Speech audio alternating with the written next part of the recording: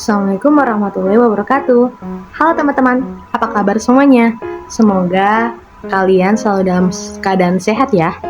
Saya Dewi Salvika Anggini dari Program Studi Pendidikan Bahasa dan Sastra Indonesia Universitas Mula Warman Angkatan 2023. Di sini saya akan menjelaskan apa aja sih teori-teori dalam belajar pembelajaran itu. Mari kita simak bersama-sama. Sebelum masuk ke dalam materi, saya mau tanya nih ke kalian, apa perbedaan dari belajar dan pembelajaran? Ada yang tahu nggak ya? Sini saya kasih tahu. Jadi, belajar adalah suatu aktivitas perubahan tingkah laku melalui interaksi aktif individu terhadap lingkungan, sedangkan pembelajaran merupakan penyediaan sistem lingkungan yang mengakibatkan terjadinya proses belajar pada diri siswa. Ada berapa teori-teori dalam belajar pembelajaran? Ada yang tahu nggak nih? Ada berapa? Yang pertama, itu ada teori belajar deskriptif dan perspektif, yaitu teori yang menjelaskan tujuan dari proses belajar itu sendiri. Selanjutnya yang kedua ada teori belajar behavioristik, yaitu teori yang menjelaskan suatu kontrol instrumental yang berasal dari lingkungan. Yang ketiga ada teori belajar kognitivistik, yaitu teori yang menganggap bahwa individu ini memproses informasi dan merancang makna dari pengalaman sebagai bagian dari pembelajaran. Yang keempat ada teori belajar humanistik, yaitu teori yang lebih mengutamakan proses belajar daripada hasil belajar. Yang terakhir ini ada teori belajar konstruktivistik ya. Teori ini menjelaskan bahwa itu peserta didik mampu menginterpretasikan informasi ke dalam pikirannya hanya pada konteks pengalaman dan pengetahuan mereka sendiri. Nih, ada yang tahu nggak sih tokoh-tokoh dari pencetus teori belajar pembelajaran ini? Ada yang pertama itu ada teori belajar deskriptif dan perspektif. Tokohnya antara lain yaitu ada Brunner, Landa, Ray Gelut, dan Simon. Yang kedua ada teori belajar kognitivistik.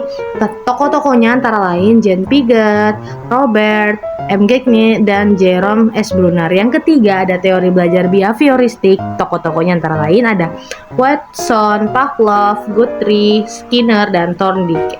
Yang keempat, teori belajar humanistik. Tokoh-tokohnya antara lain adalah Abraham Maslow, Carl R. Rogers, Arthur Combs, Honey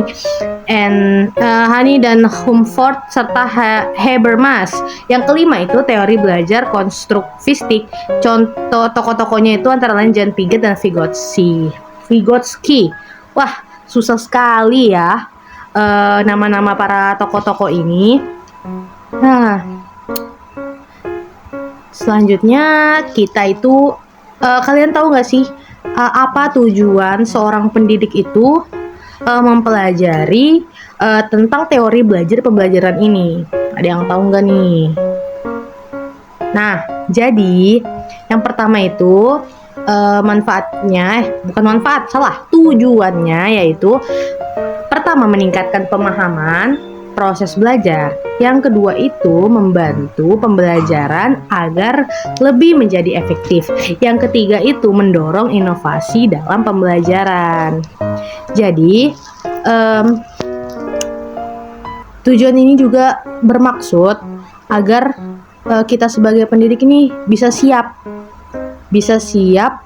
dalam sebelum menghadapi situasi belajar mengajar di dalam kelas.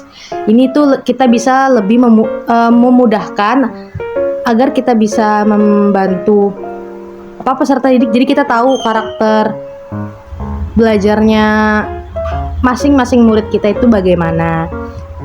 Jadi kita bisa mengaplikasikan teori belajar ini ke siswa-siswa kita nanti. Oke? Waduh, tidak terasa ya, sudah di penghujung video nih teman-teman. Saya mohon maaf apabila ada kata-kata yang kurang berkenan di hati teman-teman semua. Kurang lebihnya mohon dimaafkan. Wassalamualaikum warahmatullahi wabarakatuh dan sampai jumpa di video selanjutnya. Bye bye.